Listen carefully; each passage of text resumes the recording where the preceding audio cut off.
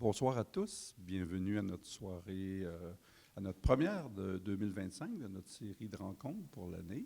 On est très content de vous accueillir d'abord en salle, malgré la température et j'oserais dire malgré aussi l'air ambiant et tout ce qui se passe. Donc, je pense qu'on aura besoin d'entendre des choses intéressantes et qui vont nous amener à penser à autre chose. Alors, merci beaucoup d'être là et merci à tous ceux qui sont chez vous, à la maison. On vous souhaite aussi la plus cordiale bienvenue.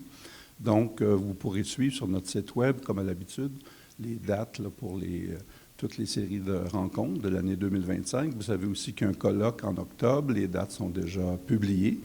Donc, on sera content de vous accueillir, tout comme on l'est ce soir. Alors, sans plus tarder, je vais céder la parole à Joanne de Montigny, que la majorité d'entre vous connaissent. Alors, Joanne est psychologue, est aussi quelqu'un qui a été très impliqué dans le domaine du deuil depuis un certain nombre d'années, je dirais, sans vouloir trahir son âge ou quoi que ce soit. Donc, elle est impliquée soit par l'écriture, soit comme conférencière. Et on a le privilège et l'immense plaisir de travailler avec elle depuis 2015 déjà. Donc, ça va vite, hein? Déjà 10 ans. Donc, elle intervient à toutes sortes de niveaux et, bien sûr, avec InfoDeuil. Donc, encore une fois, merci d'être là. Je vous souhaite une bonne soirée et je vais céder la parole à Joanne qui va nous présenter nos invités de ce soir. Alors, un peu plus tard. Merci.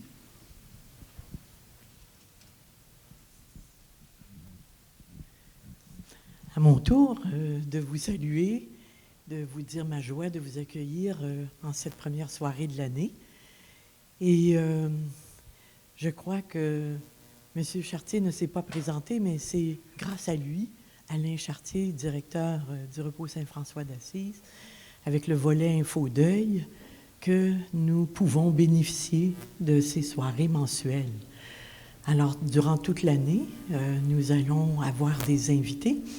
Et ce soir, j'ai cette belle tâche, même si c'est toujours touchant, hein, de recevoir une personne qui va faire un témoignage sur la perte d'un enfant, donc un papa, qui va venir nous dire qu'est-ce que ça fait vivre après dans la vie, comment on se remonte tranquillement d'une situation pareille. Et donc, M. Christian Blais est là, je vous le présente dans 2 secondes, après avoir salué aussi celui qui l'accompagne ce soir, quelqu'un que je connais depuis belle lurette. Oui! Alors, Gilles Deslauriers, il est psychothérapeute et ça fait longtemps aussi qu'il est impliqué dans le deuil. Et M. Blais, Christian Blais, il va nous expliquer un peu comment il nous l'amène ce soir, hein? Comment ça s'est passé, l'histoire de dire, ben Gilles va être avec nous. D'accord? Je laisse la surprise que vous nous l'expliquiez. Alors, vous avez peut-être vu, mais je trouve ça important de lire la petite note biographique parce que on sait d'où il vient et puis il va nous dire comment il va et où ça s'en va, vers quoi tranquillement son chemin de deuil. Alors, Christian Blais est un homme d'affaires ayant œuvré dans des postes exécutifs pour des multinationales manufacturières au Canada et aux États-Unis. Vous êtes en plein dans le sujet des nouvelles, là, vous? Ça pouvait pas tomber pile. J'ai pas fait exprès, là, je savais pas. Ensuite, il est quand même à la retraite, hein? Donc, il peut prendre du recul avec tout ça. Il s'implique dans des projets visant à aider d'autres entreprises au Québec. Monsieur Blais, ça, c'est important de le savoir, il siège aujourd'hui sur le conseil d'administration de la Maison des Petits Tournesols. Et là, il va y avoir un lien entre vous deux parce que, Gilles, c'est toi qui avais mis ça sur pied, si je ne m'abuse? Oui, hein? Voilà, alors Gilles était depuis des années un peu impliqué avec cette belle maison. Et c'est donc le président. On vient de l'apprendre officiellement, peut-être même qu'il est là depuis 2022. C'est ça qui est écrit. n'est-ce pas? Alors, cet organisme, comme vous l'avez peut-être su, offre des services aux enfants et aux familles endeuillées au Québec. C'est à quel endroit? À Longueuil? C'est à Longueuil. Hein? Alors, moi, je vais être comme vous, tout oui. Je vais aller m'asseoir, écouter son témoignage et puis voir un peu comment les choses vont se passer.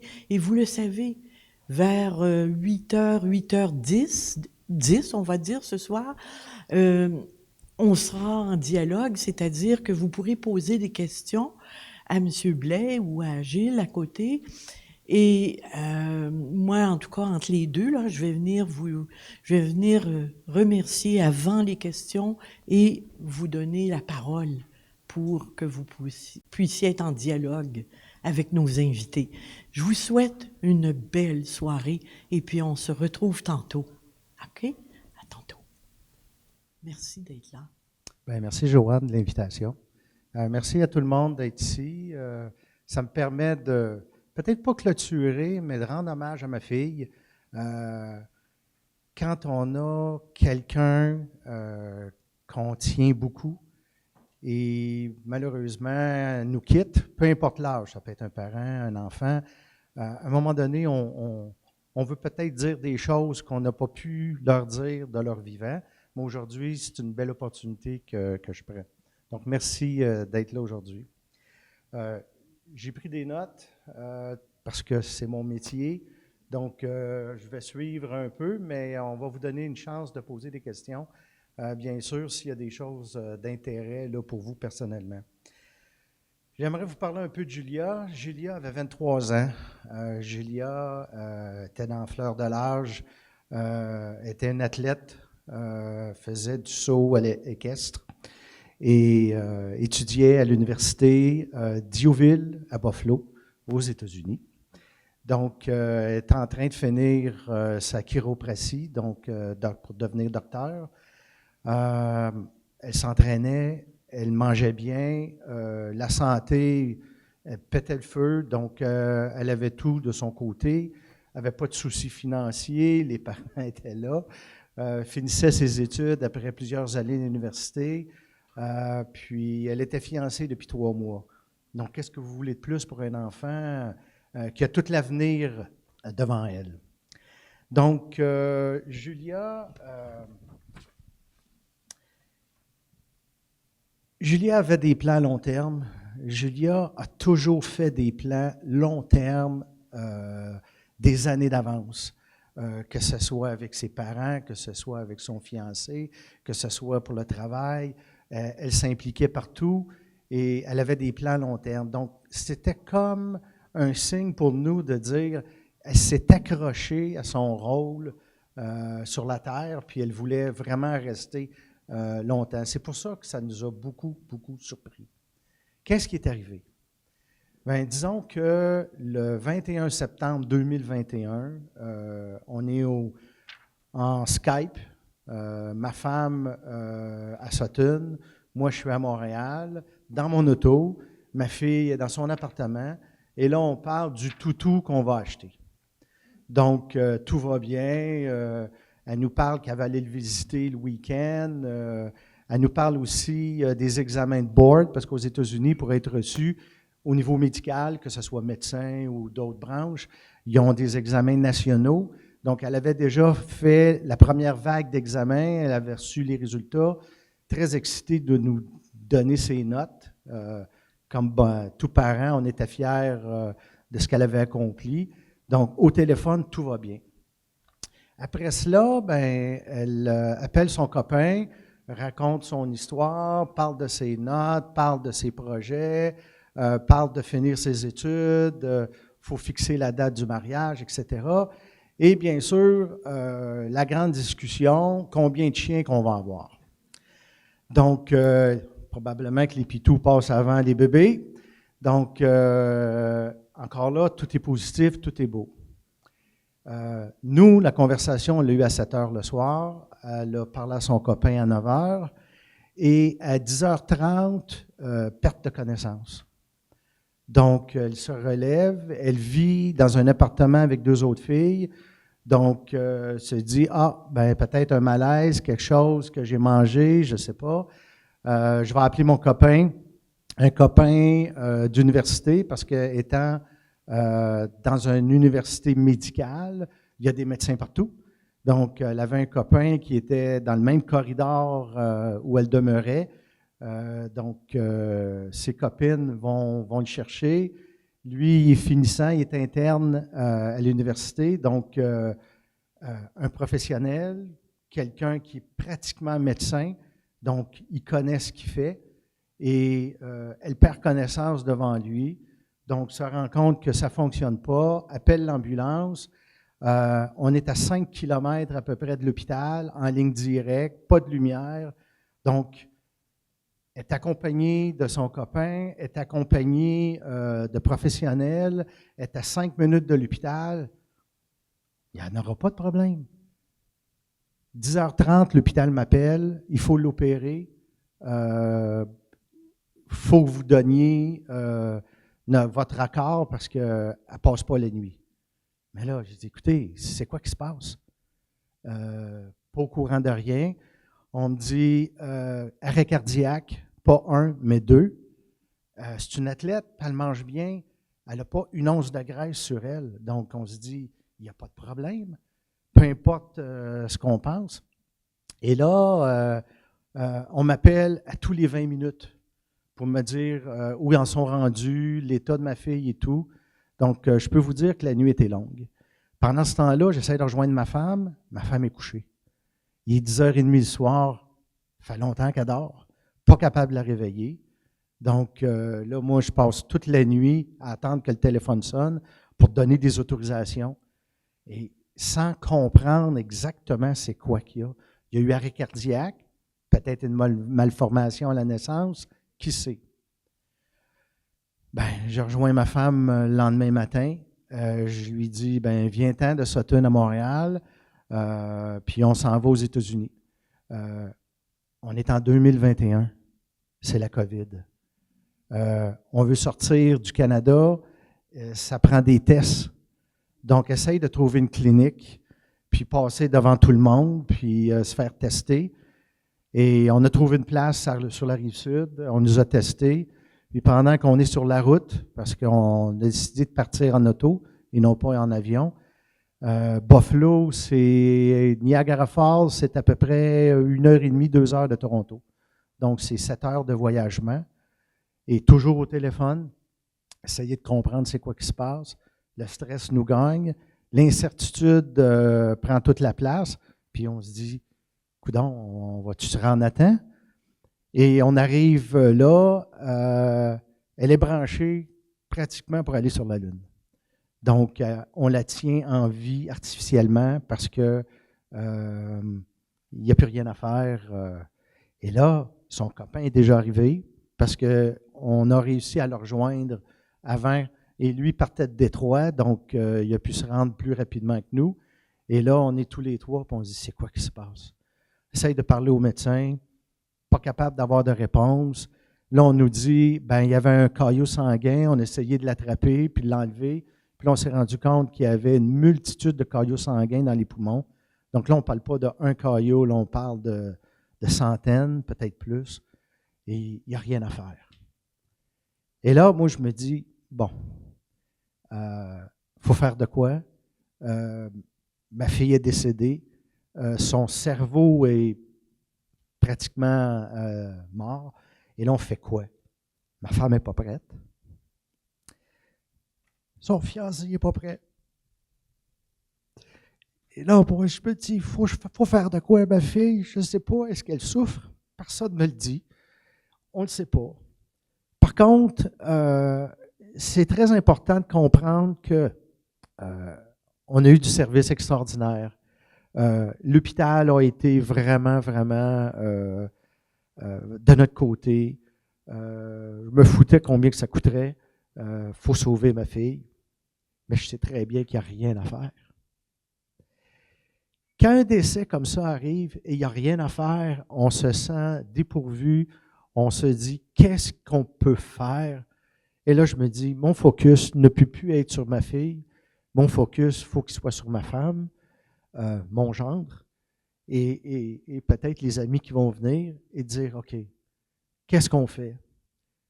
Comme homme d'affaires, j'ai géré des crises de toute nature.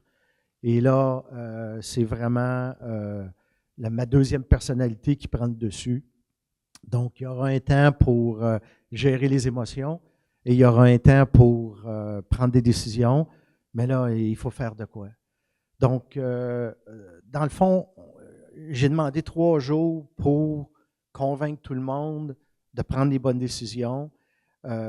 Aussi, de heure en heure, on nous donnait un compte-rendu de son état pour qu'on se fasse une idée que, dans le fond, il va falloir la débrancher. Donc, on est un peu dans l'incertitude et là, on pose des questions. Est-ce que c'est la COVID? Ma fille avait eu la COVID 6-8 mois avant. Ma fille avait eu des vaccins parce que l'université obligeait tout le monde à être vacciné. Donc, est-ce que c'est des vaccins? Est-ce que c'est quelque chose qu'elle a mangé? Est-ce que c'est un virus? On ne le sait pas. Il faut prendre des décisions de façon rapide sans avoir tous les résultats. Ce n'est pas évident. Et là, je me dis, bon, on fait quoi? Bon, je vous fais abstraction là, de jour 1, jour 2, jour 3. Là, je pense que vous comprenez là, par où qu'on a passé. Mais suite à ça, on était épuisés. On allait se coucher, on allait repasser la journée avec elle. On lui parlait. On essayait de voir qu'est-ce qu'on pouvait faire. Il n'y avait rien à faire. Par contre, quand c'était le temps, on a pris la décision. Et là, ce qui avait à être fait a été fait. Et là, le personnel médical a été extraordinaire. Par contre, on n'est pas à l'abri de toute l'administration autour d'un décès. Ceux qui ont vécu un décès peuvent comprendre par où on a passé, que ce soit les assurances, que ce soit l'hôpital, que ce soit l'administration. Là, on demande qu'est-ce qu'on fait avec le corps, etc. Puis il fallait prendre des décisions. Pensez-vous qu'on a le goût de prendre des décisions? On a le goût de se cacher. Par contre, on a réussi à garder notre sang-froid, notre tête sur les épaules, puis les décisions ont été prises. On me demande, est-ce que vous donnez ces organes? J'ai dit non. Tout est magané à l'intérieur. Son cœur est fini, les poumons. Je suis là, on ne commencera pas là, à rentrer dans le détail. Donc, à un moment donné, il fallait bouger. Et là, le 3 jours est terminé. Et là, c'est les procédures. Les procédures, salon mortuaire. Là, qu'est-ce qu'on fait avec... elle avait des animaux, elle avait des chevaux, son chien, elle avait ses choses. Qu'est-ce qu'on fait avec l'université? Donc, on prend contact avec l'université. Ils étaient au courant de tout. C'était une université médicale qui était reliée avec l'hôpital. Donc, c'est sûr probablement qu'il était au courant de tous les détails avant même que nous sachions. Donc, j'ai rencontré la présidente avec ma femme. Ils ont été vraiment chaleureux. On a rencontré son mentor, parce que quand tu fais un doctorat, tu fais une thèse ou d'un côté pratique, tu as des travaux. Et là, on apprend qui est notre fille. Elle avait 23 ans, ça faisait quand même 5-6 ans qu'elle avait quitté la maison. Elle avait étudié en Ontario, nous, on reste au Québec. Donc, on lui parle régulièrement, mais on ne sait pas qu'est-ce qu'elle devient. Et là, on se rend compte qu'elle est extraordinaire. Elle a fait des choses qu'on n'aurait jamais pensées. À un moment donné, c'est une de ses copines qui nous a raconté ça. Sa copine l'appelle, elle dit « Tu as une auto? J'ai pas d'auto. Mon chien a un problème. Il faut que je le rende à l'hôpital. Peux-tu m'aider? » Elle dit « Ben oui. » Elle dit « Je vais te chercher. » Amène le toutou, s'en va le faire opérer à la bonne place. Et là, elle a des cue cards, des cartes avec des notes. Fait que sa copine, elle demande, elle dit, c'est quoi ces cartes-là? Ben, elle dit, j'ai un examen de board demain. Ben, elle dit, ben voyons, qu'est-ce que tu fais ici? Ben, elle dit, je suis là pour t'aider. Donc, toutes les nuits, elle était en macrobiologie, puis très avancée au niveau médecine. C'est une chercheure, commence à lui poser des questions, ils se pratiquent ensemble. Ma fille a dormi 3 heures, va faire son examen, ben, elle finit première aux États-Unis. Donc, la bonté, ça se paye. C'est gratifiant, mais on peut donner, puis on voit les résultats. Donc, on était excessivement surpris de qu'est-ce qu'elle faisait, son implication à l'écurie, son implication où elle demeurait dans le complexe, son implication à l'université avec les autres élèves. Il y a des amis qui venaient la visiter à l'hôpital, puis lui disaient, « Essaye, vu que tu ne peux pas nous aider là, étant de l'autre côté, peux-tu nous aider à nous envoyer les réponses des examens? » Fait que, quand j'ai entendu ça, j'ai dit, j'en reviens pas. Ma fille était une première de classe, donc elle avait probablement toutes les réponses de son vivant, mais là, ses amis essayaient d'avoir de l'aide en tant que telle. Fait qu'on a découvert qu'elle était leader à sa manière, un petit bout de femme, 5 pieds 2, 100 livres mouillés, puis elle conduisait un RAM. Fait qu'elle était très fière de son camion. C'est intéressant de voir l'implication puis de la découvrir vraiment sous son vrai jour, parce qu'elle était très humble. Elle nous racontait pas les bonnes choses qu'elle faisait, très peu. Donc, c'est intéressant. Ça nous a aidés à faire le virage les premières semaines. C'est tellement dur au début. On ne sait plus où mettre la tête. Et là, on a décidé de revenir à la maison. Ça faisait assez de semaines qu'on était aux États-Unis. Et là, on se dit, on fait quoi? Là, la poussière commence à retomber. Et là, on se dit, on retourne travailler. Ma femme et moi, on travaillait. On se dit, qu'est-ce qu'on fait? Est-ce qu'on fait de la thérapie? Est-ce qu'on fait de l'accompagnement? Est-ce qu'on demande de l'aide? Ou est-ce qu'on se creuse un trou puis on se cache pendant tant de semaines, tant de mois? On se les a posé les questions. Et la première chose qu'on s'est entendu, mon gendre, ma femme et moi, c'est toutes les décisions qu'on doit prendre à propos de Julia. On va les prendre ensemble, tous les 3. C'est sûr qu'il y a des dossiers, il y en a peut-être un des 3 qui l'a lu avant l'autre, mais quand c'est le temps de prendre des décisions, on va les prendre ensemble. Une des premières décisions qu'on a prises, c'est de comprendre qu'on avait 3 personnalités complètement différentes. Et vivre un deuil nous identifie et nous sépare encore plus parce qu'on vit les crises différemment. Par contre, on s'est entendu de respecter la vitesse, les décisions et les choix que chacun veut faire pour soi-même. Mais tout pour Julia va se faire à 3. Donc, c'est bien parti. Au moins, on ne se battra pas là-dessus, parce que souvent, quand il y a un deuil, il y a des déchirements, et ce n'est pas toujours évident, mais au moins ça, je ne l'ai pas vécu. Et là, on se rend compte que notre entourage va changer. Pourquoi? Parce qu'un deuil frappe ou rejoint les gens différemment. Il y a des gens qu'on s'attendait qu'ils nous aideraient, ils ne nous ont pas aidés, même ils nous ont nui. Il y a d'autres gens que je ne pensais jamais qu'ils nous aideraient, ont décidé de nous aider. Donc, notre entourage a changé. On n'a plus de patience. Puis on se dit, bon, qu'est-ce qu'on accepte comme crap, puis qu'est-ce qu'on n'accepte pas? Quand est-ce qu'on met notre pied à terre? Puis quand est-ce qu'on dit merci avec une accolade? C'est des choix qu'il faut faire. On ne veut pas devenir des victimes. Moi, je ne suis pas devenu une victime. Je suis un homme qui est dans l'action. Ma femme est plus passive. Donc, il a fallu que je respecte son silence pendant longtemps, puis essayer de l'accompagner. Mais je ne suis pas un thérapeute. Je ne suis pas un spécialiste au niveau médical. Je suis un homme d'affaires. Donc, ce n'est pas évident de trouver les bons mots. Et là, à l'université, on a gardé contact. Et là, je leur ai dit, je veux faire de quoi pour ma fille? Vous avez été tellement bons pour sa formation, tellement bon pour nous aider à passer le virage. Qu'est-ce qu'on peut faire? Et là, plusieurs idées ont sorti.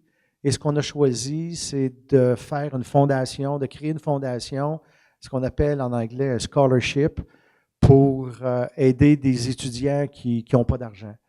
Donc, des Canadiens qui vont étudier à l'université aux États-Unis, bien, ce n'est pas donné. Donc, on a parti ça. Donc, on a fait une demande à la famille, les amis, etc. Puis, on a ramassé les fonds nécessaires pour partir la fondation. Donc, c'est sûr qu'on a injecté de l'argent de nous-mêmes. Puis, je me dis, bien, au moins, il y a un geste positif à perpétuité sous son nom. C'est important pour moi.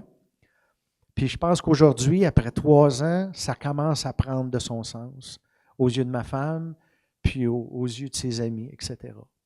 Donc ça, c'est une des choses. Ma femme a décidé de ne pas retourner travailler.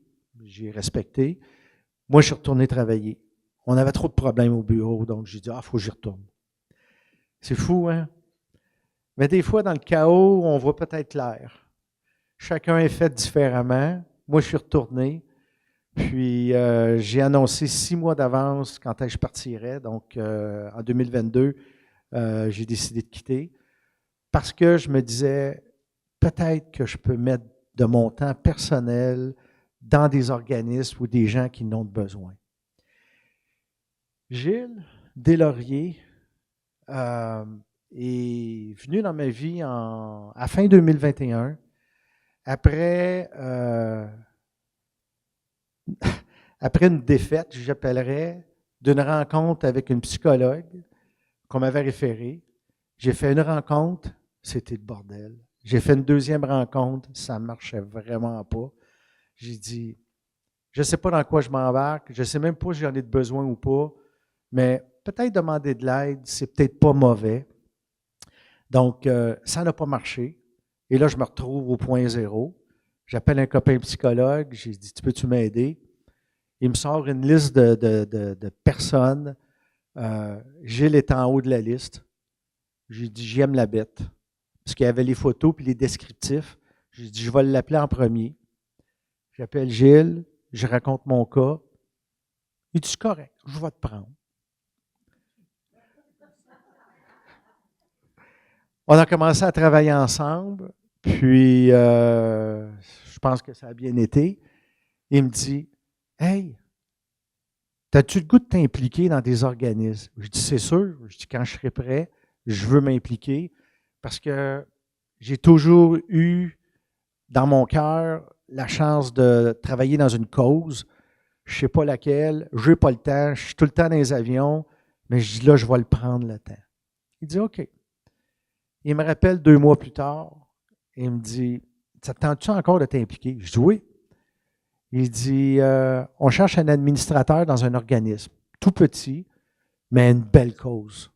La maison des petits tournesols. » Je dis, « OK. » Fait qu'ils m'ont invité en février 2022. J'ai assisté à la réunion. J'ai dit, « Ah, c'est intéressant. » Donc, on me réinvite au mois de mars. La première question, « Tu restes-tu? » J'ai dit, « Bon, pourquoi pas? On va finir l'année, puis on verra bien où c'est que ça va nous mener. » Bien, j'étais avec le groupe depuis ce temps-là. Donc, pour moi, c'est encore un autre engagement. Donc, c'est important de poser des gestes, de s'engager, pas pour s'étourdir, mais de s'engager pour donner un sens à notre vie, un sens à ma vie. Et là, je commence à m'impliquer. Bien, ça a influencé ma femme. Elle a décidé de s'impliquer avec un autre organisme, d'un autre acabit, mais pour aider aussi des gens. Donc, je dis, ah, c'est bien, c'est positif. Donc, c'est pas juste moi, là, c'est la famille, c'est l'entourage. Juste pour votre information, on n'avait rien qu'une fille. Donc, c'est important de créer des liens avec ma femme puis avec mon gendre. Mon gendre fait encore partie de notre famille. Il y a une nouvelle blonde. On rencontre la nouvelle blonde régulièrement. C'est bizarre, hein? On pense qu'après un décès, c'est fini. Si tu ne fais pas partie de la ligne biologique, on n'en parle plus. Non. Fait qu'on est en train de peut-être de nous créer notre propre paradigme, nos propres liens affectifs, mais c'est quand même beau ce qui se passe. Donc, on se dit, qu'est-ce qu'on fait maintenant? Donc, on a arrêté de travailler, on s'implique dans des organismes, on fait de l'accompagnement, Gilles me donne un coup de main, est impliqué avec les maisons des petits tournesols, il me regarde d'un coin de l'œil, toujours présent, donc c'est important. Puis c'est pour ça qu'il est ici aujourd'hui, parce qu'il m'a donné vraiment un coup de main, il m'a fait confiance, puis il me donne un coup de main juste par sa présence. Donc, c'est pour ça que je l'ai invité aujourd'hui, là, s'il voulait lui-même poser des questions ou s'impliquer en tant que tel. Donc, sa présence est excessivement importante. Et j'ai découvert que sa présence est importante pour bien des gens au Québec et même en Europe. Donc, ça fait longtemps que j'y demande de dire « Hey, prochaine fois, tu vas en Europe pour aider des gens, amène-moi. » Pas arrivé encore. Donc, aujourd'hui, on se dit, bon, on fait quoi? 3 ans passés. Là, aujourd'hui, je donne un témoignage. J'ai appris à connaître ma fille sous un autre angle que je ne connaissais pas. Une personne fantastique. Et là, on se dit, qu'est-ce qu'on fait avec ça? Essayer de donner un sens à notre vie pour continuer, mais aussi de comprendre. Déjà là, ce n'est pas clair de quoi est décédé. On essayait d'avoir des réponses, les vaccins, la COVID, c'est-tu une maladie, une bactérie, c'est-tu viral ou bactérien. À l'université, on ne pouvait pas me confirmer. Et là, je reçois le certificat de décès, ça dit COVID. On le sait qu'elle n'est pas morte de la COVID. On le sait. On se dit, on fait quoi avec ça? Et là, je commence à recevoir des appels. L'Institut de chiropratie du Canada, des groupes anti-vaccins, anti-ci, anti-ça. Les gens de nouvelles, de Buffalo, ils veulent que je passe à la TV, que je parle. Et là, je dis, minute, là, je fais quoi avec ça? Là? Est-ce que je m'en vais à la guerre? Guerre commerciale contre les États-Unis, ça s'explique. Mais présentement, ce que je vivais, j'ai dit, je m'embarque-tu là-dedans? Je l'ai l'énergie, mais je m'embarque-tu là-dedans? On a pris la décision de ne pas le faire. Un, ça ne ramènera pas ma fille. Puis deuxièmement, je n'ai pas le goût de me nourrir de choses négatives. Je veux m'impliquer dans des organismes et rester positif dans ma tête puis dans mon cœur. Donc, on fait quoi avec ça? Il y a même une personne qui m'a appelé 2 fois. Ah, je suis au courant de certaines choses. Était mal diagnostiquée. Là, j'ai dit quoi? Au début, je me disais, bon, c'est une personne qui veut de l'argent. Et à un moment donné, deuxième fois, j'ai dit, elle ne reviendra pas. Rappelle-moi même plus. Je n'ai pas eu de nouvelles depuis 2 ans. Mais tant mieux. Je n'ai pas le goût de jouer, de patauger là-dedans. Et là, il y a des moments dans la journée où on est plus calme. Et là, quand on est calme, qu'est-ce qui arrive? Bien, il arrive des surprises, puis il y en a qui vont peut-être dire qu'il arrive des miracles. On a des signes régulièrement, mais on ne les voit pas. Pourquoi? Parce qu'on est trop contrarié, trop occupé à penser à faire à souper, à aller travailler, à régler des problèmes, ici et ça. On est trop impliqué dans notre vie, c'est notre vie qui nous mène. En tout cas, c'est ce que moi j'ai compris. Et malheureusement, on ne voit pas les signes. Mais quand il y a des moments plus calmes, il y a des signes qui apparaissent. Et là, on se dit, wow! Et là, ma femme me raconte un signe qu'elle a eu à un moment donné. Elle lisait un livre, puis ça s'est mis à bouger dans la lumière. Puis là, elle a dit, Julia, es-tu là? Et là, la lumière, elle s'est mise à flasher. Puis elle dit, c'est-tu vraiment à toi? Puis à un moment donné, ça l'a arrêté. Puis là, elle me raconte ça. Elle dit, c'est-tu un signe? Je ne sais pas. J'ai dit, probablement un problème avec l'ampoule. Mais tu sais, le cerveau, là, il prend le contrôle assez vite. Et là, on décide d'écrire ça, tel jour, telle date, tel événement.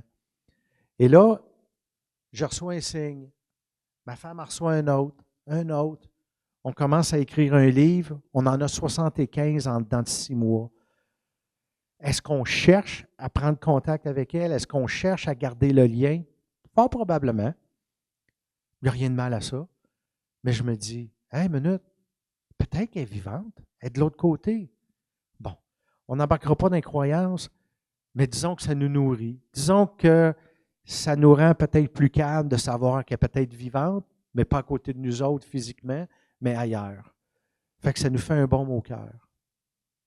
Il y a un principe que moi j'ai dit depuis le début, puis c'est peut-être ce principe-là qui m'a gardé la tête saine, c'est il y a quelque chose qui va nous arriver dans notre vie présente d'extraordinaire pour compenser la douleur qu'on est en train de vivre. Moi, j'ai toujours cru qu'il y a un équilibre en quelque part. Je pense que c'est important d'y croire, d'un, puis de deux, savoir qu'il faut être attentif aux signes. Aujourd'hui, on est plus calme, aujourd'hui, on est plus serein. Ah, il y a des moments, c'est difficile. Vous m'avez vu tout à l'heure. On est humain, mais on est capable de passer au travers. On est capable de dire non merci à des choses qui ne nous touchent plus, qui étaient éphémères, qui étaient banales, qui n'étaient pas importantes. Puis les choses importantes, on s'est dit, on va choisir des gens, un entourage qui nous plaît. On est très critique. Donc, on ne s'entoure pas de n'importe qui. Des connaissances, on en a dans notre métier, la famille, les amis, les gens qui nous entourent, mais des gens proches avec qui on échange, comme tout le monde, on en a moins, mais on veut vraiment développer cet amour, cette amitié-là avec ces gens-là qui nous apportent beaucoup. Parce que plus on reçoit, plus on est capable de donner. Un deuil, ça se vit différemment pour chaque personne. Donc, comment je le vis, comment ma femme le vit, comment mon gendre le vit, c'est complètement différent. Vous vivez probablement le vôtre à votre manière aussi. Et votre entourage est aussi propre à vous. Donc, il n'y a pas un livre ou une expression qui vous donne la réponse à tout. C'est juste d'être attentif, puis je pense que les réponses vont venir à vous si vous êtes capable de faire le calme à l'intérieur. En tout cas, ça m'a aidé. Puis aujourd'hui, je pense que je vois un petit peu plus clair en tant que tel. Donc, c'est important à un moment donné de faire le virage. Puis nous, on a décidé de vivre notre deuil. En tout cas, moi, j'ai décidé de le vivre les premiers 5 minutes parce que je ne voulais vraiment pas le vivre dans 3 ans, 5 ans, 10 ans. Je n'ai pas le goût de revivre ça une deuxième fois. Donc, je le vis à plein. Puis je pense que ça va mieux aujourd'hui que ça allait il y a 3 ans. Puis ma femme, la même chose. Donc, mais on n'est pas des professionnels, puis on n'est pas des spécialistes. Donc, on ne sait pas dans quoi on s'embarque. C'est chaotique, hein? C'est pas évident. Mais je pense que l'engagement, la pensée positive, ça nous a bien aidés. J'apprécie les gens avec qui je travaille, j'apprécie les gens qui m'entourent, j'apprécie. Je pense que c'est peut-être le coup de pied dans le derrière, peut-être que j'avais besoin pour être plus humain. La souffrance est difficile, mais il faut qu'elle serve à quelque chose. Là. On ne peut pas souffrir juste pour souffrir. Donc, les questions fondamentales, là, on en a passé pas mal. On a lu des livres, on n'a pas toutes des réponses dans les livres, mais je pense que l'humain, comme je disais à Gilles aujourd'hui, a la capacité de créer puis de faire des choses extraordinaires au même titre qu'il a la capacité de tout détruire. Fait qu'aujourd'hui, ce que j'ai vécu, je ne sais pas si ça vous rejoint, je ne sais pas si c'est quelque chose qui peut vous aider en tant que tel, mais moi, personnellement, puis c'est très égoïste de vous le dire, mais personnellement, je vous remercie de m'avoir donné du temps pour faire un témoignage, pour dire à ma fille que je l'aime toujours. J'ai été fier d'être son père.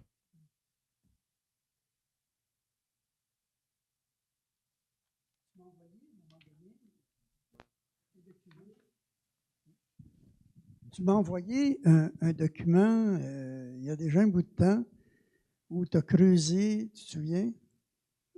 Puis tu veux en glisser un petit mot, je trouve que c'est intéressant comme piste de ce que tu as pu, sur quoi tu as pu t'arrêter par rapport à ça? Tu parles de la lettre là, que tu voulais que j'écrive, que je lui envoyais? Non? Les documents, tu m'as envoyé ça en anglais, là, il y avait différentes façons pour que l'être humain puisse... Ayant plus de temps, puis ayant été un workaholic toute ma vie, quand tu prends ta retraite, tu n'arrêtes pas du jour au lendemain. On a déménagé de la ville à la campagne, donc l'été, je suis très occupé à couper du bois, à planter des carottes. Par contre, durant l'hiver, mon cerveau travaille peu, donc je me dis, non, ça n'a pas d'allure, il faut que je fasse de quoi.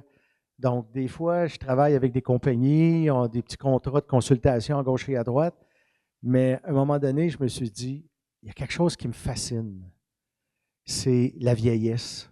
Comment vivre vieux et en santé. Et j'ai dû mettre à peu près 200 à 300 heures pour monter un document, puis je pense que je vais écrire un livre.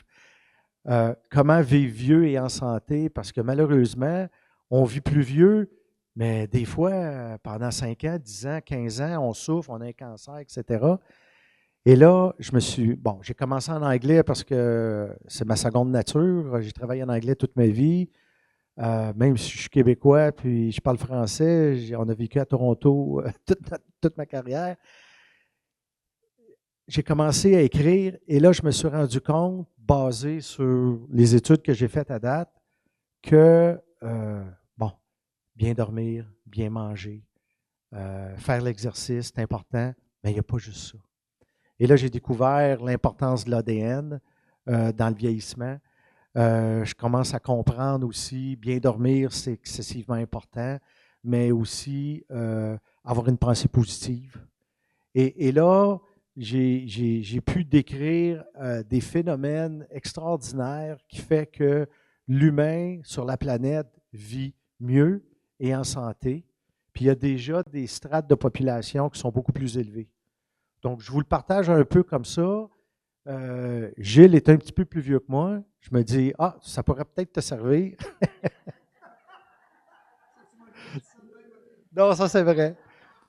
Mais dans le fond, on a un rythme de vie en Amérique du Nord qui est un peu fou. Et là, je me rends compte qu'il y a plein de choses qu'on devrait faire pour pouvoir être mieux dans notre peau, puis être capable de bien vieillir. En fin de compte, là, ça se résume à une chose, c'est d'avoir la plus belle expérience sur la planète Terre qu'on peut avoir, puis peut-être s'épanouir le plus comme personne. C'est ce que je suis en train de découvrir. Donc, il y a des choses concrètes qu'on peut faire pour vraiment être plus heureux, être mieux, puis que je me rende à 100 ans ou pas, c'est pas important, pourvu que tous les jours, je puisse être bien dans ma peau. Puis si je peux partir comme ma fille en dedans de 5 minutes, ben peut-être ça va être mieux comme ça. Mais c'est important d'avoir des projets. Que ce soit des projets intellectuels, des projets physiques, couper du bois, faire des jardins, etc. C'est important d'être actif. C'est important d'avoir des projets. C'est important de vous projeter dans le futur avec ou sans votre copain, copine, parents, sans vos enfants. La vie continue. Puis c'est important de découvrir d'autres choses.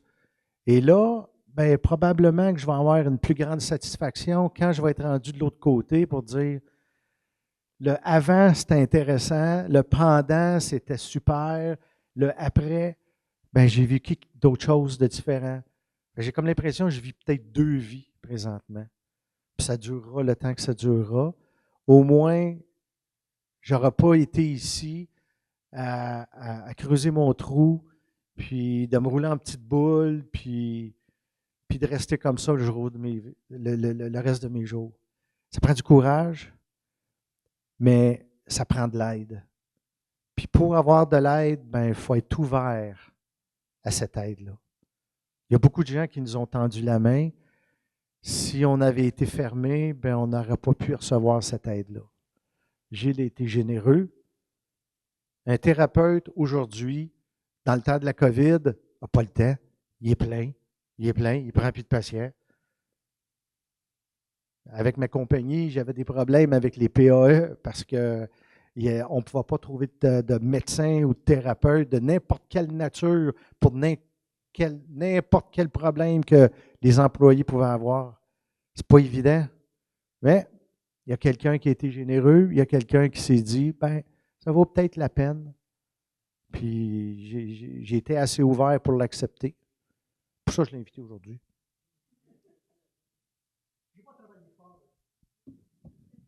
Je n'ai pas travaillé fort avec lui. Hein. C'est aussi ça. Hein. En quelque part, le mouvement était là, le mouvement de bouger avant, dans d'autres domaines, dans d'autres choses. C'était comme juste d'être présent, de questionner des choses. Hein. On a quand même questionné. J'ai la vapeur que j'aille trop vite. Je vais vous le dire. On a fait des choses vite, mais on a pris le temps de se poser. De se poser les questions, mais de faire une pause. C'est important. C'est ça que tu venais faire. Sortir du carrousel pour prendre du recul, questionner des choses. Vous n'avez pas vu la place où il reste. Okay? Mais dans ce qu'il nomme, il s'est aussi entouré de fleurs. Bon, peut-être que j'ai un petit côté sensible à ça aussi, mais il faut voir le coin, il faut voir comment c'est fleuri, comment c'est tranquille. Puis en plus, en arrière, il y a un bois, une forêt, dans lequel il se promène. Alors, d'ailleurs, Isabelle elle a développé un projet aussi autour de ça à partir de la forêt. Alors, il est bien entouré. Marchez dans la nature. Que vous soyez à Montréal, il y a des parcs. Allez sur le Mont-Royal, là. Si vous ne pouvez pas y aller en hiver, allez-y dans les 3 autres saisons. Allez dans la nature. La nature est généreuse.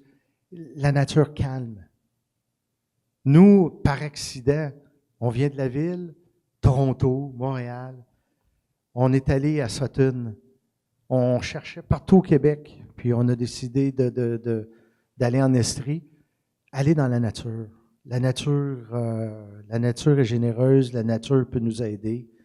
Des fois, je marche avec mon chien le matin, puis là, je vois un chevreuil, 2 chevreuils, 3 chevreuils, 4 chevreuils. À un moment donné, il y en avait 8. « Hey, t'es chez nous! » En tout cas, c'est ce que mon chien leur disait. Allez vous promener, prenez l'air, restez pas dans la maison. Nous, ça nous a aidés. Ça nous a apporté beaucoup. Puis c'est calme. Donc, on n'entend pas toujours les bruits de la ville. Fait que si vous pouvez vous le permettre, sortez une fois de temps en temps. Je pense que ça rapporte à tout le monde. Comment qu'on avance dans le temps?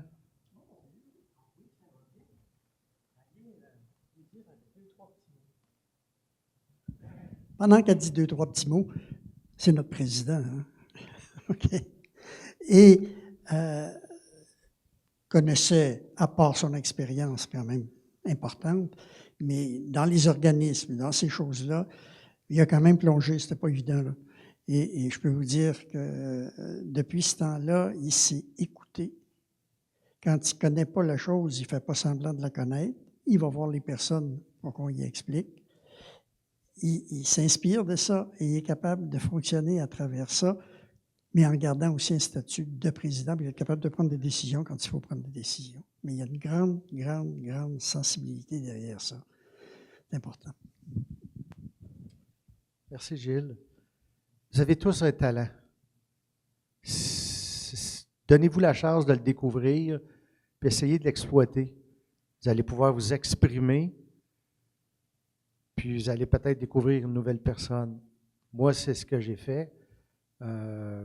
J'ai toujours travaillé à l'idée des groupes, mais j'ai beaucoup parlé. Aujourd'hui, j'essaye de parler un peu moins. J'essaye. C'est important d'écouter, hein? On a une bouche, mais on a 2 oreilles. tout le monde a de quoi raconter. Tout le monde a une belle histoire à raconter. C'est de découvrir les gens, puis après ça, quand les gens, il y a un lien qui se crée, on peut faire des choses extraordinaires. En tout cas, on a une belle équipe. On a une très belle équipe aujourd'hui, puis on en est fiers. On ne peut pas s'éparpiller et avoir 20 millions de projets, mais vous impliquer dans quelque chose, c'est important. C'est important. Pour vous, puis pour les vôtres. Alors, moi, vous venez de dire tantôt, M. Blais, que vous essayez de ne pas trop parler puis de beaucoup écouter. Mais ce soir, vous nous avez parlé là, d'une façon très touchante, mais d'une façon aussi très éclairante. Ça, c'était l'art de pouvoir mettre des mots sur une expérience qui nous touche profondément, parce que ce que vous avez vécu, on essaie de se mettre à votre place, on n'y arrive pas d'être dans votre place, mais mon Dieu, on peut être touché tellement par votre récit. Ça fait du bien quelqu'un qui ose venir se confier à nous comme ça et qui invite Gilles, qui est là avec une bonne présence, on écoute quelqu'un qui vous a beaucoup aidé et vous nous livrez ça en peu de temps. Moi, je trouve ça d'une richesse et d'une importance. Tout ce que vous nous avez dit, je tiens tellement à vous remercier. Et peut-être que ça vous fait du bien de nous témoigner, de nous présenter Julia, mais nous, ça nous fait du bien de la connaître à travers vous et puis de saisir toute la peine qu'on peut avoir, mais que cette peine peut cohabiter avec une force incroyable qui est en vous aussi. Puis toute la gratitude que vous avez envers la vie, ça aide énormément. C'est aussi ce qui unit l'espoir avec la gratitude et l'amour, sont des valeurs extrêmement importantes que vous avez tous les deux apportées ce soir. Gilles, par son écoute, sa présence, et Christian Blais, par un témoignage extrêmement authentique, vrai et poignant. Pour tout ça, merci. Mais là, je suis certaine que dans la salle et les gens qui sont à la maison avec nous, vous pouvez aussi poser des questions parce qu'on a le temps de le faire et je trouve ça important. Parce que c'est aussi ça le but des soirées rencontres. C'est que vous ayez aussi une parole, que vous soyez capable de poser une question et peut-être de partager un moment fort que vous aussi vous avez vécu, un passage du témoignage qui vous rejoint davantage, une question qu'on oublie de poser ou qu'on n'a pas suffisamment élaborée ensemble. Alors c'est un bon moment pour le faire. Je pense qu'on peut poser des questions autant à l'un comme à l'autre. Moi, je vais aller prendre place et puis vous allez lever la main quand vous avez le goût de poser la question et puis aussi quand on a une question de l'extérieur. Et nous avons un micro, donc on vous demande de parler simplement, de poser la question au micro pour aider les gens qui nous écoutent au loin, mais qui sont avec nous.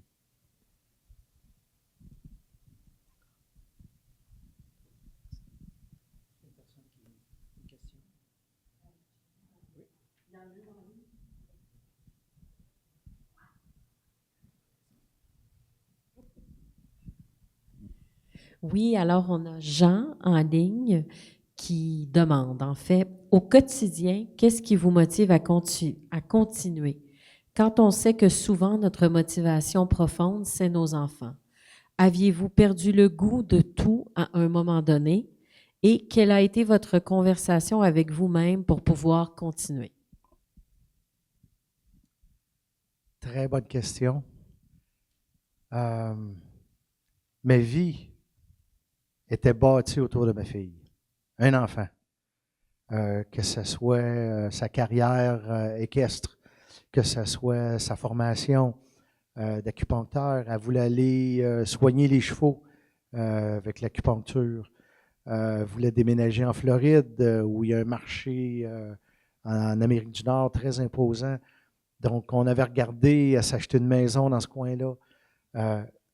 Toute notre vie, notre retraite était basée là-dessus. Ce projet-là, on l'a mis de côté. Donc, c'est une des premières questions qu'on s'est posées. Et je vous dirais que ça a pris un certain temps pour se poser les questions, qu'on fait quoi, là? C'est difficile, tu te lèves le matin, tu as l'alarme à l'œil, tu ne vois plus clair, il n'y a plus rien qui t'intéresse. Et là, tu te dis, bon, ben, je ne peux pas vivre comme ça. Et là, tu te dis, OK, on fait quoi? Et c'est là que les actions que l'on pose commencent à porter fruit. Qu'est-ce que je vais faire? Pas de la semaine prochaine ou dans un an ou tel projet. Je fais quoi de ma peau aujourd'hui? Bon, je me suis étourdi un peu en retournant travailler, mais je me posais la question au travail. Je fais quoi ici? Fait qu'au lieu de penser à enrichir la compagnie, ben, j'ai mis un focus sur les employés. Tous ont des problèmes, puis ont des choses qui vont bien. Ben, j'ai mis un focus. J'ai des employés qui m'ont dit, pourquoi tu t'en vas pas? Reste chez vous. On comprend par quoi tu vis. J'ai dit, je suis là pour vous autres. Fait qu'au début, je me suis un peu oublié pour essayer de connecter avec les autres. Puis ça m'a aidé. Je ne me suis pas mis de côté trop longtemps, mais c'est tous les jours, toutes les minutes. Je fais quoi matin? Je fais quoi après-midi? Et là, après ça, qu'est-ce que j'ai fait de ma semaine? Mais là, quand tu te donnes des projets, quand tu as des contacts avec la nature, tu as des contacts avec les humains, et là, ça devient intéressant, puis c'est ça ta récompense. Puis là, tu découvres peut-être une partie de toi que tu ne connaissais pas. Tu commences à découvrir la nature, tu commences à découvrir plein de choses, puis là, tu commences à y prendre goût. Ça va prendre le temps que ça va prendre, mais à un moment donné, tu t'accroches à quelque chose de positif, et là, ça va t'amener ailleurs. Peut-être quelque chose que tu n'as jamais planifié, mais c'est ça la vie. À un moment donné, on regarde notre main, puis la ligne, elle s'en va d'une direction, puis là, il y en a une autre dans une autre, bien c'est ça. Chacun, des fois, bifurque dans un autre chemin qu'il n'avait pas planifié consciemment. Ça ne veut pas dire que c'était pas prévu d'avance.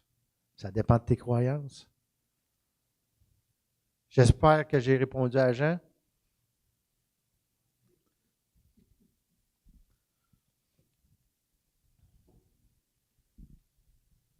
Vous avez parlé de signes.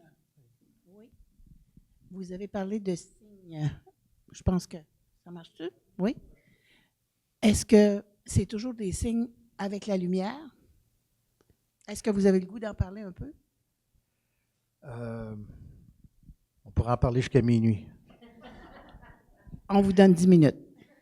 Les signes, on peut les interpréter comme on veut. On peut créer les liens que l'on veut. Mais à un moment donné, ça nous rejoint. On regarde un film, l'actrice principale, elle s'appelle Julia. À un moment donné, on regarde une émission à radio, on parle de chevaux. Il y a toujours quelque chose qui nous relie avec la personne qui nous a quittés. Et là, je me dis, elle est présente ou pour nous, elle est toujours présente. Fait que des fois, c'était des signes, des liens, mais des fois, il y avait des signes physiques. Puis la lumière, c'était une chose, des fois, c'était des sons. Écoutez, j'en ai des pages. Puis à un moment donné, je me dis, ah non, ça ne peut pas être le hasard. Là. Il y en a trop. Il y en a trop. Quand elle est décédée à Buffalo, on a rencontré une petite fille. Ma fille était très, très proche d'une des mamans qui restait pas loin de son appartement. Elle avait une petite fille de 4 ans. Puis elle nous dit, « Ah, mon nom c'est Zoé. » Fait qu'on lui demande, « Zoé, ça veut dire quoi? » Ben, elle dit, « Le début de la vie. Là, ma fille vient de décéder, là. Là, je regarde la mère, j'ai dit, tu as-tu parlé? Elle dit non. 4 ans. Tu sais, tu vois des liens comme tu veux, mais c'est pas important. C'est tes liens à toi.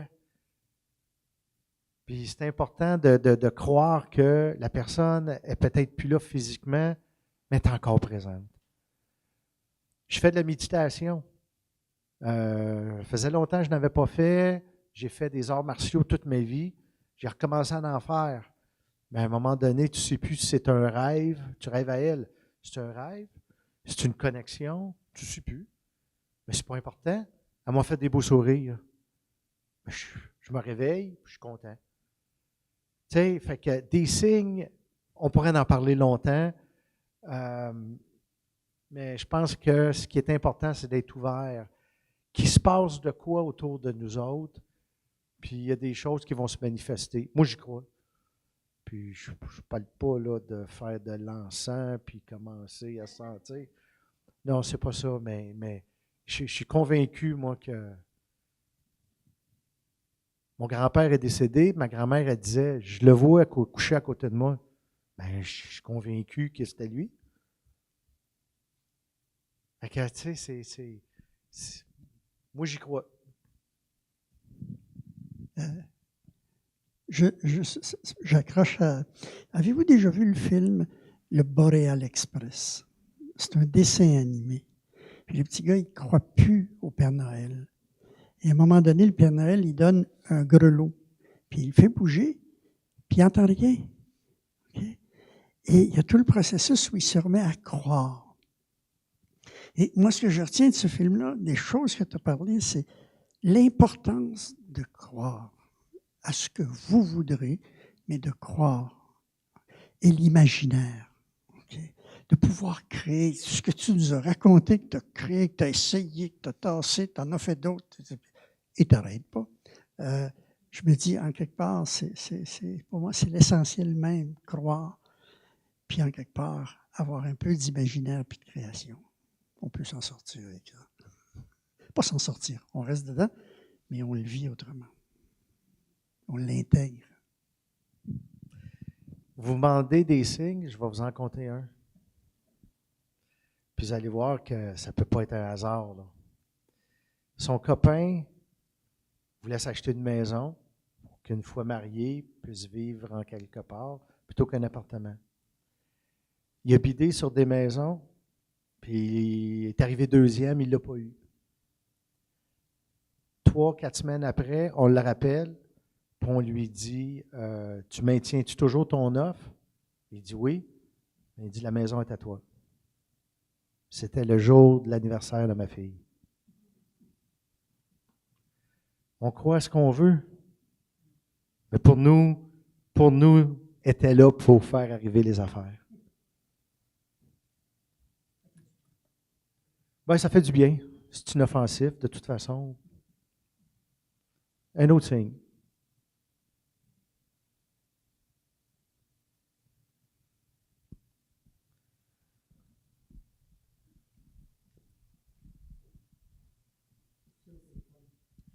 Oui, c'est ça. Bien, on va en avoir 2.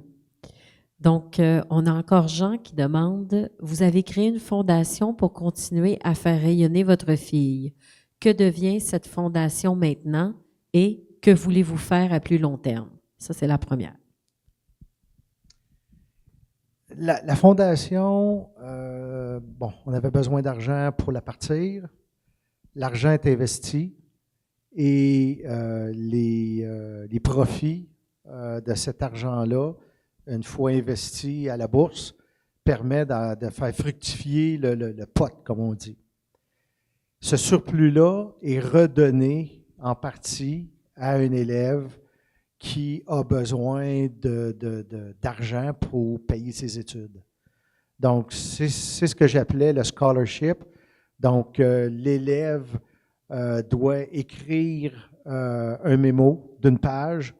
Qu'est-ce qu'il veut faire comme chiropraticien pour aider la communauté?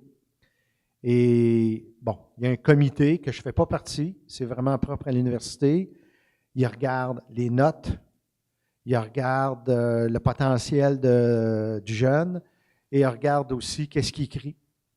Et il y a une personne qui est choisie chaque année pour recevoir un montant d'argent pour payer une partie de ses études. Donc, tant et si longtemps qu'il y aura de l'argent, ben il y a des jeunes qui vont pouvoir en bénéficier. Puis c'est pour ça que c'est à perpétuité dans ce sens-là. Merci beaucoup. Juste avant de poser la question d'Isabelle, on a 2 commentaires. On a Valérie qui dit qu'elle vous trouve très courageux car elle a perdu sa fille en mars 2024 et elle n'arrive pas à être aussi positive que vous. Et on a aussi Micheline qui précise que son fils s'est suicidé il y a bientôt 7 ans et elle aussi, elle a des signes régulièrement depuis ce temps. Elle en rêve aussi et elle dit que ça fait du bien de savoir que nous sommes encore en relation, même si la relation est juste différente aujourd'hui. Ensuite, la question d'Isabelle est « Avez-vous eu une période de colère contre la vie face à cette injustice? » Le fameux « pourquoi ». Bon, vous voulez savoir si j'ai cassé de la vaisselle? C'est sûr qu'il y a une période, tu veux passer ta peine, tu veux canaliser cette énergie-là en quelque part, et la colère est une forme d'expression. Est-ce que j'ai eu des prises de colère? Oui, je l'ai eu.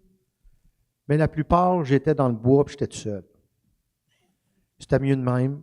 Puis c'est sûr que quand l'émotion est trop grande, puis je suis autour de certaines personnes, ben ça m'est déjà arrivé, en tout cas au bureau, je m'en allais prendre une marche. Parce qu'à un moment donné, tu ne te contrôles plus, là. Puis oui, c'est vrai que tu es choqué. Puis peu importe le décès que tu vis, tu passes toutes les étapes. Tu te poses des questions, as-tu fait les bonnes choses? Anyway. Fait qu'à un moment donné, tu ne peux pas rester toujours en colère. Et si j'avais décidé de me battre contre les vaccins ou me battre contre l'hôpital qui n'a pas pu la sauver ou l'ambulance qui n'arrivait pas assez vite ou puis traîner en cours, ben, ma fille, elle ne serait pas revenue plus, de un. Et de deux, il ne faut pas que la colère soit une forme qui te maintient en vie parce que ça te détruit. Mais ça, c'est Gilles qui m'a aidé. Gilles avait de l'expérience avec des clients qui ont vécu des choses dramatiques.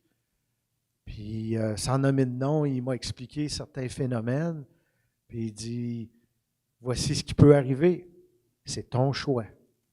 Tu veux t'impliquer, tu ne veux pas t'impliquer. Et moi, il y a une chose que je voulais être sûr, c'est d'être capable de me remettre sur mes 2 pieds, puis d'avancer de façon positive, et non pas d'essayer de tout casser. Mais c'est sûr qu'au début, c'est des émotions là, qu'il faut que tu exprimes.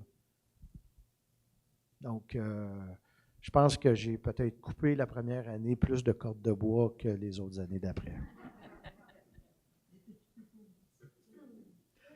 Ouais. Merci. Il y avait aussi, en fait, je pense que vous y aviez un peu répondu. Valérie qui demandait, ça vous a pris combien de temps avant d'être capable d'être plus positif et quels moyens, à part la nature, avez-vous pris pour vous aider? Moi, je pensais qu'un deuil, c'était 1 an. Je ne sais pas si j'ai pris ça. On a entendu cette expression-là. Après 1 an, ça passe. Pourtant, après 2 mois, 3 mois, tu te fais dire des fois par des gens de ton entourage, hey, elle est morte là, elle passe à d'autres choses. Vous avez sûrement entendu ça. Il n'y a pas de temps. Le temps n'a pas d'importance. Prenez le temps que vous avez de besoin. Si ça prend 6 mois, c'est 6 mois. Si ça prend plus longtemps, ça prend plus longtemps. Mais dites-vous une chose, chaque période, il ne faut pas que vous soyez c'est pas du surplace. Il faut que vous avanciez, il faut bouger. Il faut que vous sentiez qu'il y a un avancement quelque part, un progrès, c'est sûr et certain. Donc, le temps, ça fait 3 ans, puis j'ai des moments que ça me pince au cœur. Je me disais, après 1 an, j'ai assez hâte, après 2 ans, 3 ans, 4 ans, je n'en tirerai plus rien, ça va être un vieux souvenir, un vieux cauchemar. Oh non. Puis j'ai l'impression que je vais en avoir 80, puis ça va encore me pincer au cœur. Ça va toujours me rester, puis c'est correct. En autant que je sois capable de fonctionner, puis de continuer à vivre des belles expériences, c'est important.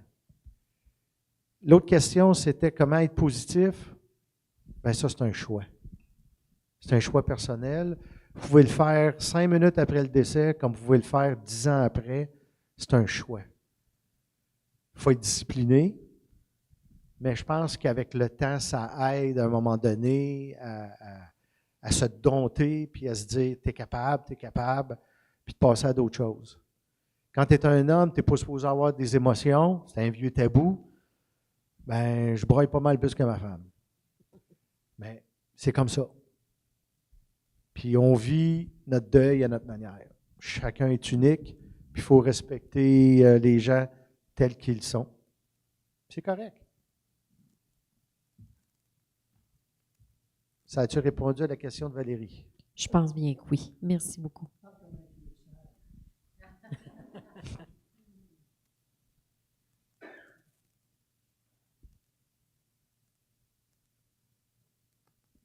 Vous avez une question, Joanne?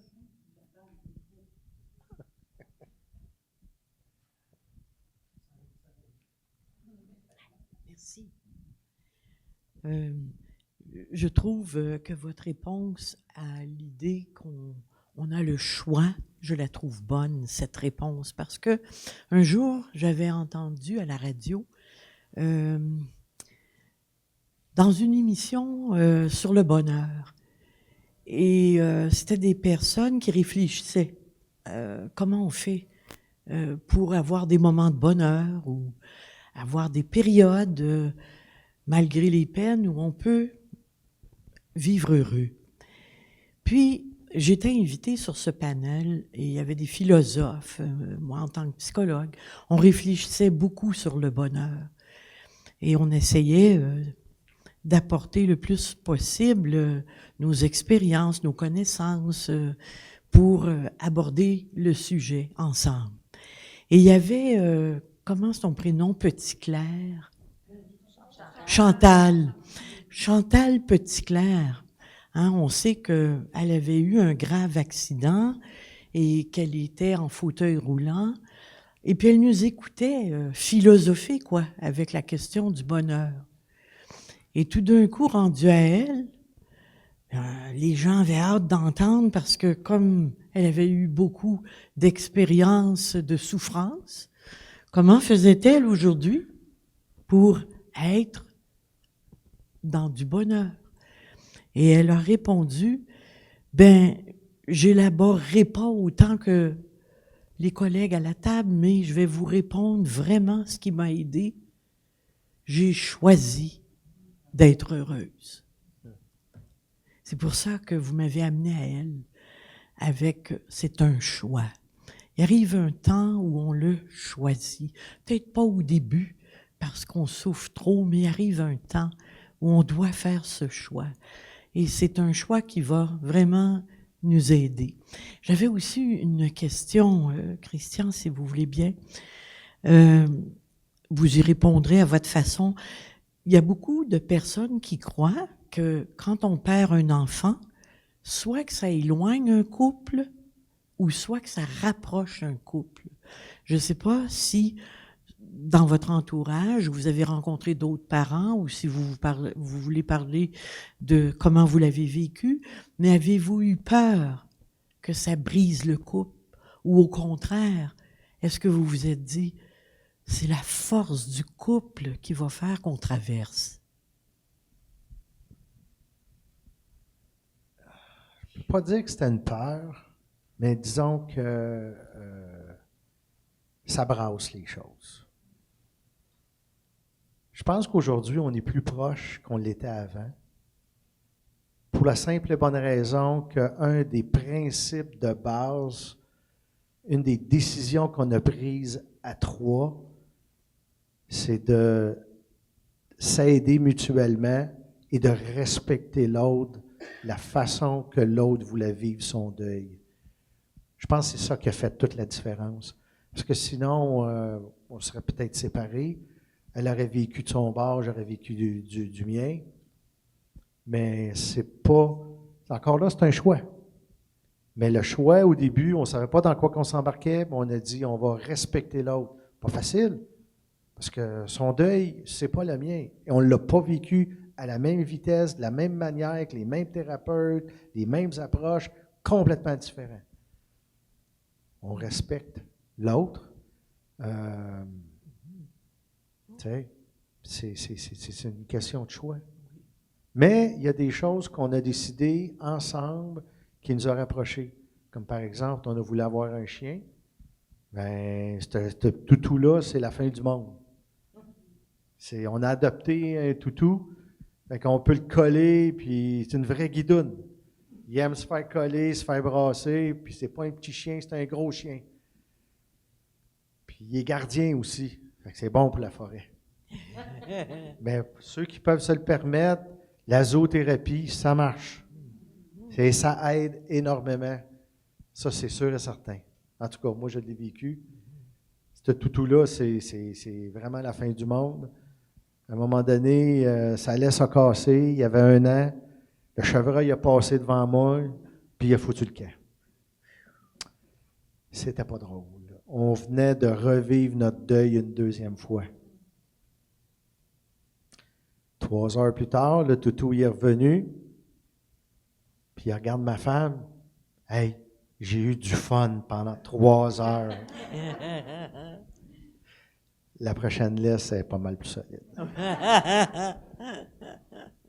L'humour aussi a dû vous aider dans la vie. Vous avez un brin d'humour. Il faut rire. Il faut rire de temps en temps. On ne peut pas passer notre temps à pleurer. Il faut rire, puis il faut rire avec d'autres gens, et le rire est communicatif.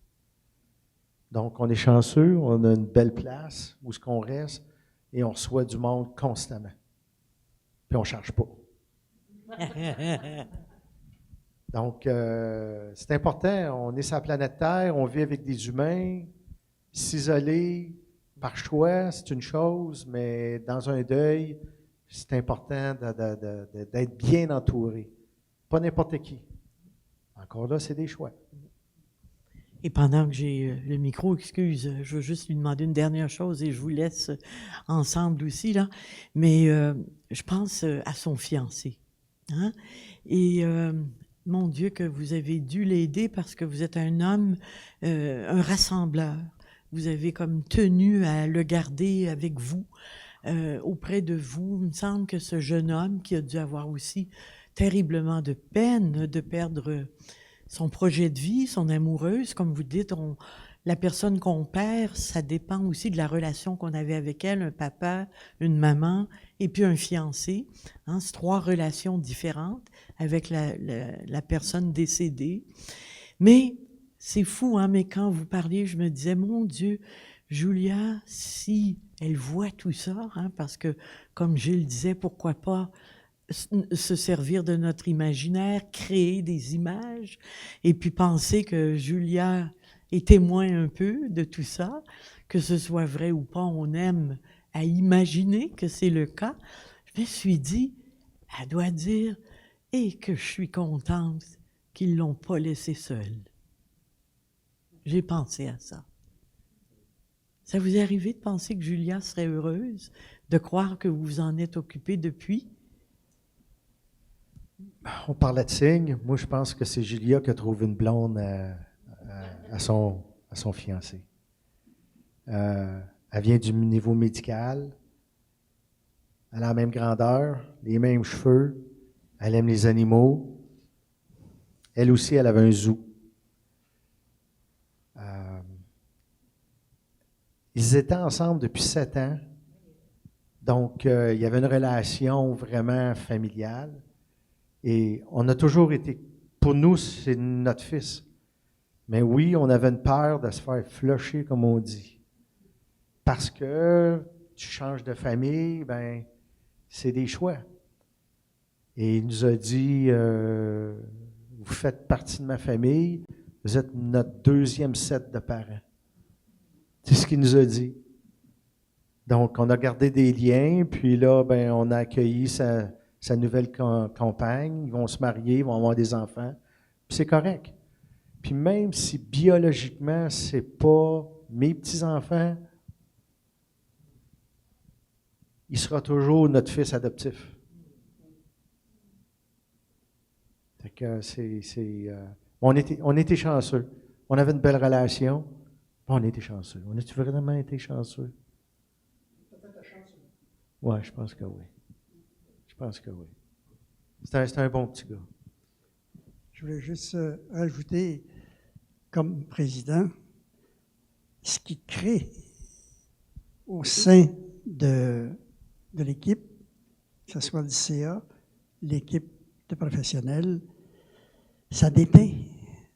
Ça déteint, on le sent. Puis, il peut rire, hein? Puis quand il rit, il rit fort.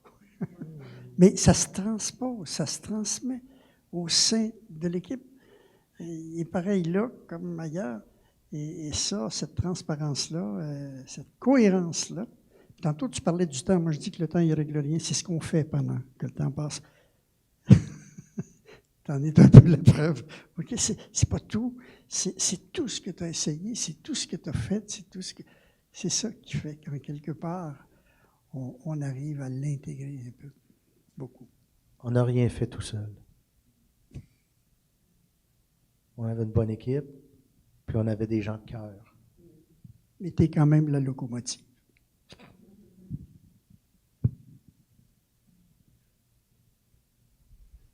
Profitez-en pour poser des questions qui sont importantes parce que vous nous amenez toujours plus loin dans votre récit. Puis, je trouve que c'est vraiment un cadeau de vous écouter. Merci. Merci à toi. C'est la première fois que je t'entends. Gilles, micro. Je dis merci à toi parce qu'en quelque part, de l'entendre comme ça, je l'ai eu en thérapie, bon, on en parle un peu, mais comme ça, dans cet ensemble-là, très touchant. L'humilité, la simplicité, c'est quelque chose de très beau que vous incarnez, que vous dégagez. Ça m'a pris 60 ans pour le comprendre.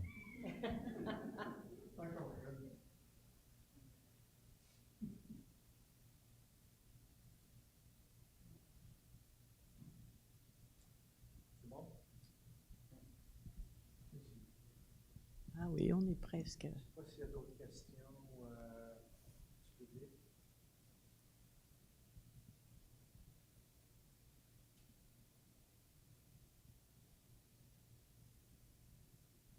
Ça va? Alors, je me lève pour revenir vers vous, sincèrement, pour vous dire encore un...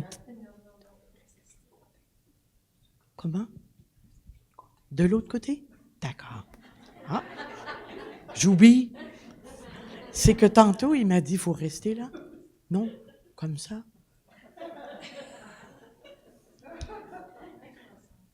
C'est correct? Au centre. On va finir à 8h30, vous allez voir. Parce que je ne voulais pas trop les cacher. Ça va comme ça.